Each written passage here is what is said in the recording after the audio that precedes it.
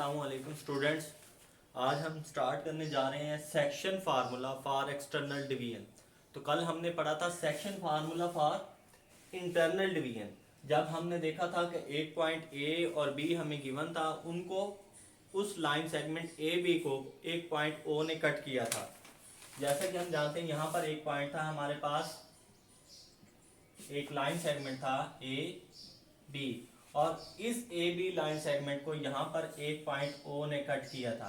तो हमें इस पॉइंट ओ के कोऑर्डिनेट्स चाहिए थे, वो हमने फाइंड किए थे। तो उससे रिलेटेड जो इंटरनली इस लाइन सेगमेंट को डिवाइड करता है, उसका जो फार्मूला बना था सेक्शन फार्मूला, वो हमने स्टडी किया था। उससे रिलेटेड एक एग्जाम्पल भी की थी। ठीक है, तो आज हमने पढ़ना है section formula for external division.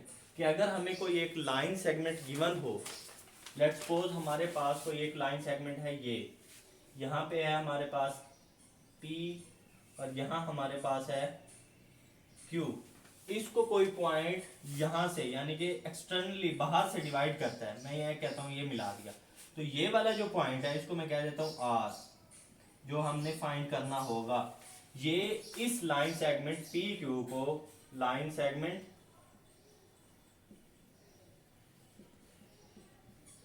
PQ को एक्सटर्नली डिवाइड कर रहा है।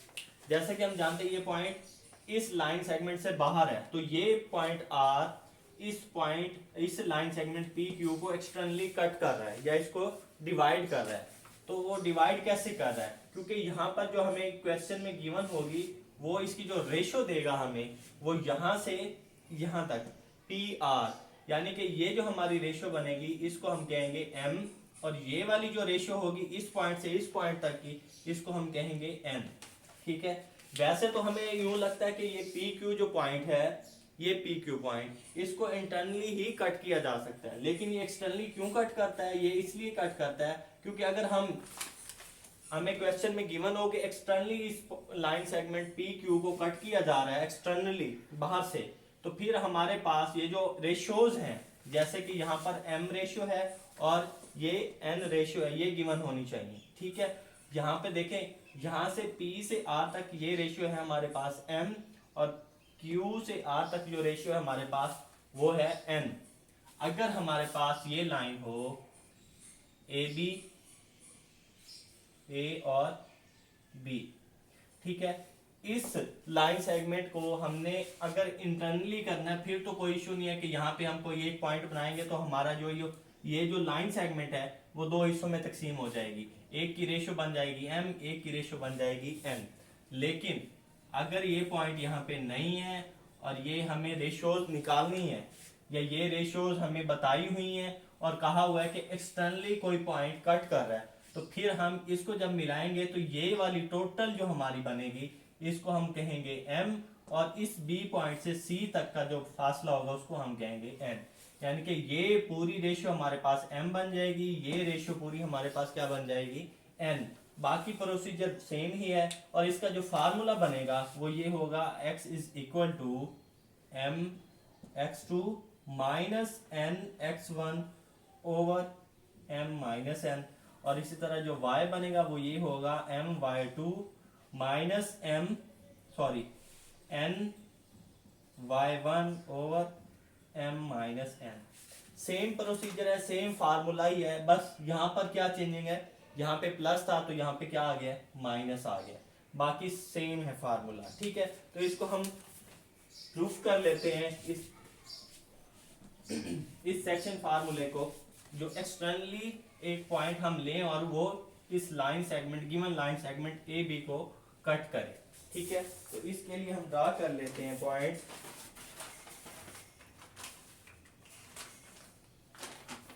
ये है हमारे पास y एक्सिस और ये x एक्सिस। ठीक है, और ये है हमारे पास x एक्सिस। यहां पर कोई एक लाइन है, ये हमारे पास एक पॉइंट, ये लाइन सेगमेंट है AB, और इनको ये वाला C पॉइंट कट कर रहा है, एक्सटर्नली बाहर से कट कर रहा है, तो ये हमारे पास C। ठीक है, इसके जो कोऑर्डिनेट्स हैं वो हैं x1 y1, इसके कोऑर्डिनेट्स हैं x2 y2, और जो हमने फाइंड करने हम उनको कह देते हैं xy। ठीक है, क्योंकि हमें ये वाले पॉइंट, जो पॉइंट एक्सटर्नली इस लाइन सेगमेंट को कट कर रहा है, उसके कोऑर्डिनेट्स रिक्वायर्ड हैं कि हमने ये फाइंड करने हैं, तो ये हमें गिवन है। ठीक है, तो ये यहाँ पे ड्रा कर दें, इसी तरह ये इधर ड्रा कर दें, जैसे लास्ट टाइम हमने किया था, तो ये इधर कर दें। अब इस पॉइंट को यहाँ मिला दें और इसको इधर मिला दें। ठीक हो गया, ये हमने बना ली। अब हमारे पास अगर देखें, जैसे कल था कि हमारे पास दो ट्राइएंगल्स बन रही हैं। कौन कौन सी ट्राइएंगल बन रही है? अगर मैं इस पॉइंट को कहूँ P, इसको कहूँ Q, ठीक है, इसको मैं क्या कह देता हूँ, Q कह देता हूँ, या इसको O कर लें। तो ये हमारे पास देखें ट्राइएंगल बन गई है, ट्राइएंगल OAP,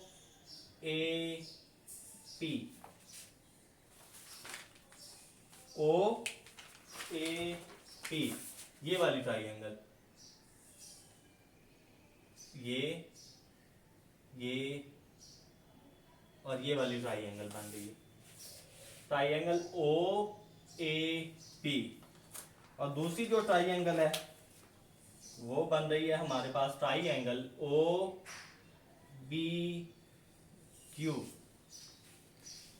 OBQ, एक ये ट्राइएंगल बन गया। ये क्या है? सिमिलर है। सिमिलर कैसे है ये देखते हैं। अब देखें, ए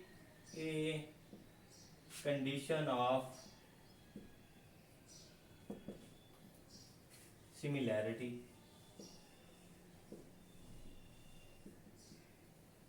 ठीक है। सबसे पहले हम देखते हैं एंगल। एंगल हमारे पास है OAP विच इज इक्वल है OBQ,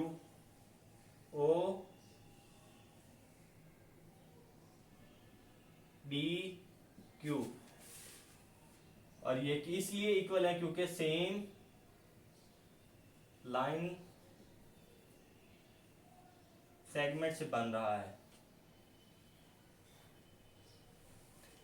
ये देखें एंगल OAP, ये वाला एंगल और ये वाला एंगल एक ही लाइन OA के साथ मिलकर बन रहा है, यहां से भी और इधर भी देखें तो ये इसी लाइन सेगमेंट AO के साथ मिलकर बन रहा है, तो इसलिए ये क्या है? इक्वल है।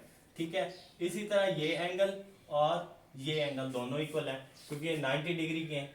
ठीक है, ये वाला एंगल, सॉरी ये वाला एंगल और ये वाला एंगल, क्योंकि हमारी ट्राइएंगल एक ये बड़ी ट्राइएंगल है और एक छोटी ट्राइएंगल है, तो ये वाला एंगल और ये वाला एंगल 90 डिग्री है, तो ये भी इक्वल है। देखें एंगल P इक्वल है एंगल Q के, क्योंकि ये 90 डिग्री है दोनों, एंगल Q और एंगल P।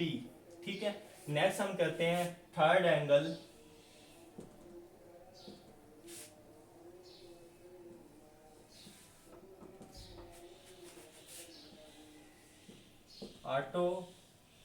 ऑटोमेटिकली सेम, क्योंकि हम जानते हैं जब एक एंगल ये इक्वल हो रहा है, एक एंगल ये जो 90 वाला है, ये किसी भी ट्राइएंगल के दो एंगल्स आपस में इक्वल हो रहे हैं, तो थर्ड ऑटोमेटिकली क्या होता है? इक्वल होता है। अब हम इनकी कॉमन रेशियोज देख लेते हैं। क्या करते हैं? अब हम इनकी कॉमन रेशियोज देख लेते हैं। तो ये वाला जो हमारे पास पॉइंट है, यानी कि AO, इसकी वैल्यू हमने क्या पढ़ी थी? M, और ये जो BO है इसकी वैल्यू पढ़ी थी हमने N। ठीक है, तो हमारे पास पहली रेशियो है AO ओवर BO या OB। ठीक है, इसी तरह अगर देखें इक्वल आ जाता है कॉमन रेशियो AP ओवर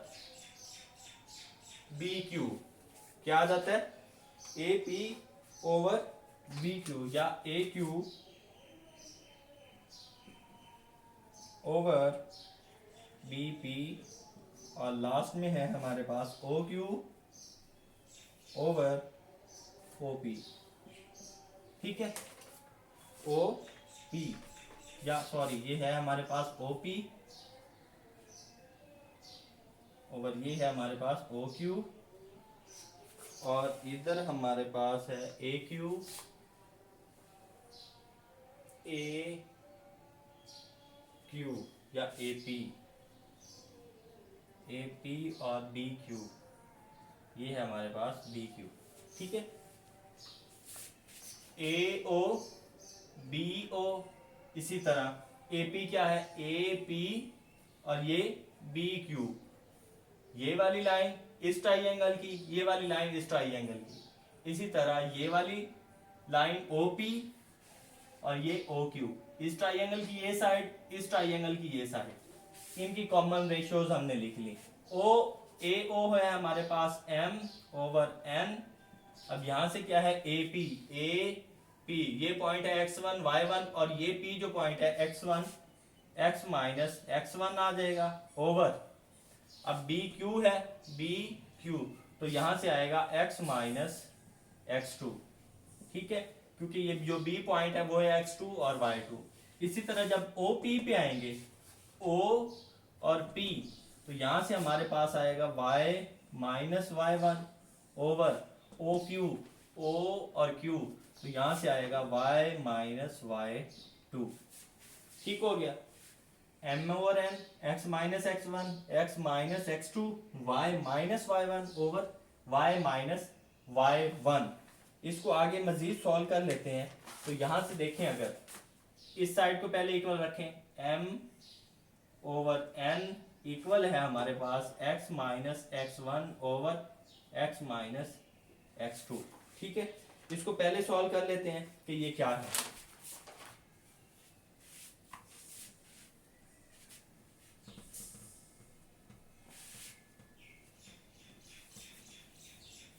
देखें, जब आप इसको मल्टीप्लाई करेंगे तो m नीचे है x माइनस x2 और इधर आएगा n x माइनस x1। ठीक हो गया, आप इसको मल्टीप्लाई करें तो आएगा m x minus m x2 equal आएगा n x minus n x1।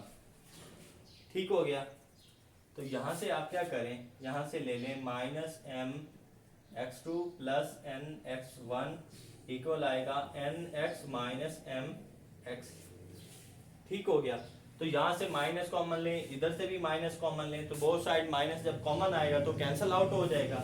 यहाँ से बन जाएगा आपके पास m x2 minus n x1 और इधर आ जाएगा m x minus n x। ठीक, यहां से जब कॉमन लेंगे x तो m माइनस n हो जाएगा, तो x रह जाएगा हमारे पास m x2 minus n x1 over m minus n। ठीक हो गया, तो ये हमारे पास पहला कोऑर्डिनेट आ गया x। अब हमने फाइंड करना है y, तो इसको सॉल्व करने के लिए m ओवर n को इक्वल रखेंगे y माइनस y1 के और y माइनस y2 के। ठीक है, तो फिर हमारा जो प्रूफ है वो कंप्लीट हो जाएगा। यहां से देखें, m ओवर n इक्वल आएगा y minus y1 over y minus y2। ठीक है, जब आप इसको इससे मल्टीप्लाई करेंगे, इसको इससे क्रॉस मल्टीप्लिकेशन, तो आपके पास आएगा m y minus m y2 equal आएगा n y और माइनस n y1, तो y आपके पास आ जाएगा m y2 minus n y1 over m minus n। ठीक हो गया, तो ये हमारे पास क्या आया, o of x y equal हो गया हमारे पास m x2 minus n x1 over m minus n और है m y2 minus n y1 over m minus n। देखिए, फार्मूले में सिर्फ यहाँ पे चेंज है कि वहां पे प्लस था, इधर क्या आ गया, माइनस आ गया। प्लस था वहां पे, यहाँ पे क्या है, माइनस है। बाकी formula same as it is है। ठीक हो गया, इसकी अब हम एक दो क्वेश्चन कर लेते हैं।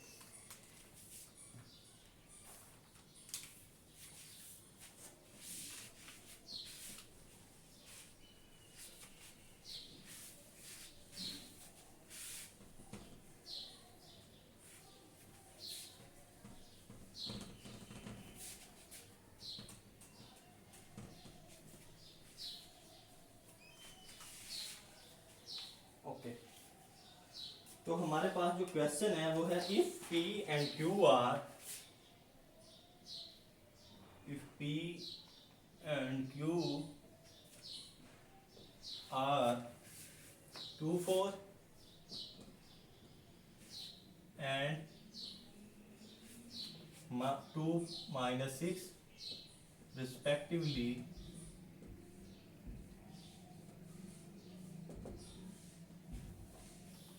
find the coordinates of R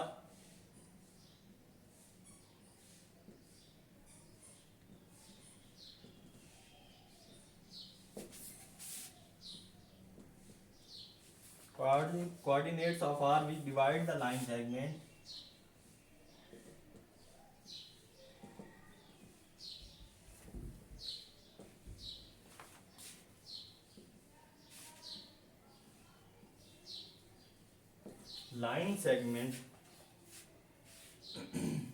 PQ externally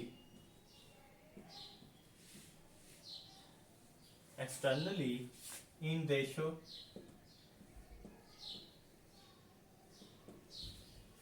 5:3। ठीक है, ये हमारा क्वेश्चन है कि आपके पास एक लाइन सेगमेंट गिवन है। कौन सा लाइन सेगमेंट है? PQ है। ठीक है, इसको एक पॉइंट कट कर रहा है एक्सटर्नली। R पॉइंट क्या कर रहा है? एक्सटर्नली इसको, इस लाइन सेगमेंट को कट कर रहा है। तो हमें इस R के कोऑर्डिनेट्स चाहिए और हमें इसकी रेशो गिवन है 5:3। तो हम यहाँ पे एक लाइन बना लेते हैं। ये अगर हम कहें कि हमारे पास जो ये लाइन है ये P और ये है हमारे पास Q, ये है P, इसके पॉइंट हैं 2 और -6, 2 and 4, 2 4, और ये जो हमारे पास है Q पॉइंट, इसके हैं 2 -6। तो यहाँ कहता है कोई एक पॉइंट है R जो इनको एक्सटर्नली कट कर रहा है। ये है आपके पास R, इसके हमें कोऑर्डिनेट्स फाइंड करने हैं, x और y फाइंड करना है। तो रेशियो गिवन है हमारी, जो PR है वो क्या है 5 और ये जो QR है वो है हमारे पास 3। ठीक है,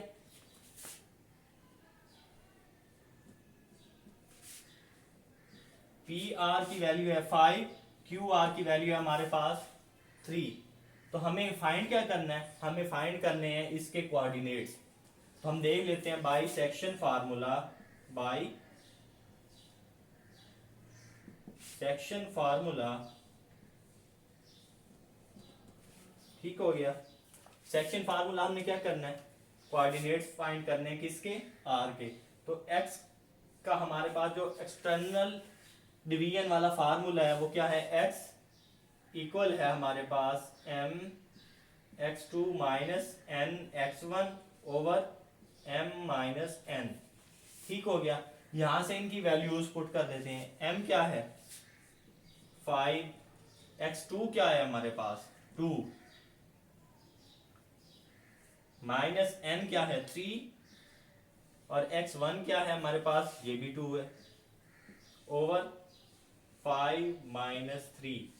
तो यहां से आएगा 10 minus 6 over 2 equal to 2। 10 minus 6 4 हो जाएगा, 2 से डिवाइड करें आंसर आ जाएगा 2।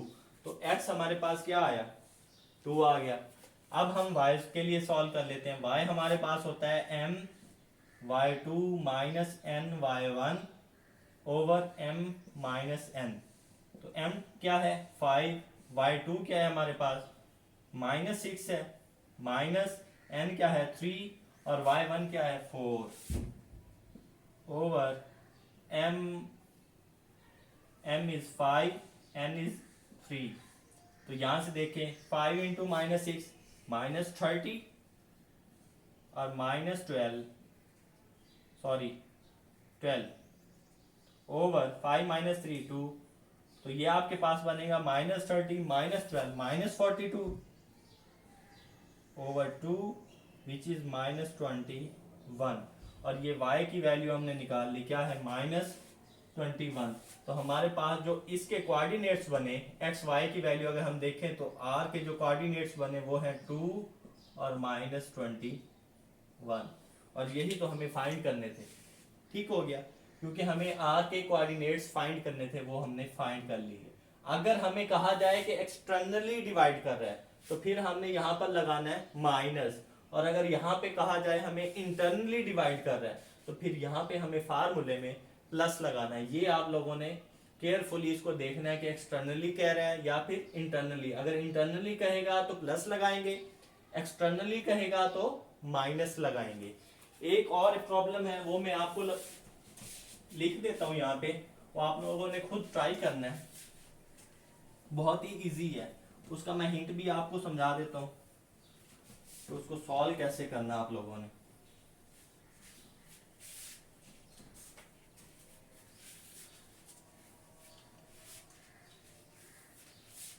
क्वेश्चन है हमारे पास,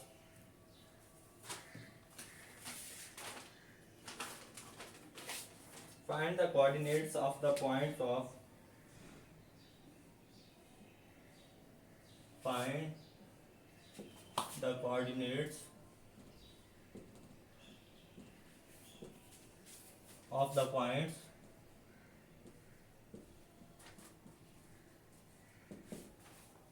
of trisection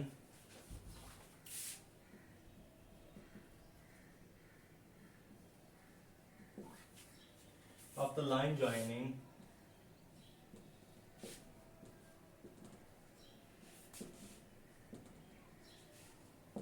joining 4 minus 1 and -2 -3। ठीक है, इसको अब समझ लें। इसका मैं हिंट देने लगा हूं आप लोगों को, ये कैसे सॉल्व करना है। Find the coordinates of the points, कि आपने कोऑर्डिनेट्स फाइंड करने हैं किसके, पॉइंट्स के। कोई हमें पॉइंट्स गिवन है, उनके हमने क्या करने हैं, कोऑर्डिनेट्स फाइंड करने हैं। कैसे करेंगे, ऑफ ट्राइसेक्शन। अब ये ट्राइसेक्शन क्या है, ठीक है, ये भी मैं बताता हूं आपको।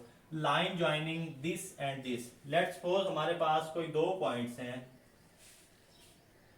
एक है ए और एक हमारे पास क्या है, बी।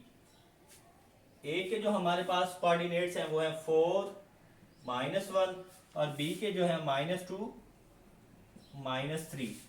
ये दो पॉइंट्स हमें गिवन है, line joining this and this. तो ये मैंने इनको नाम दे दिया ए और बी का।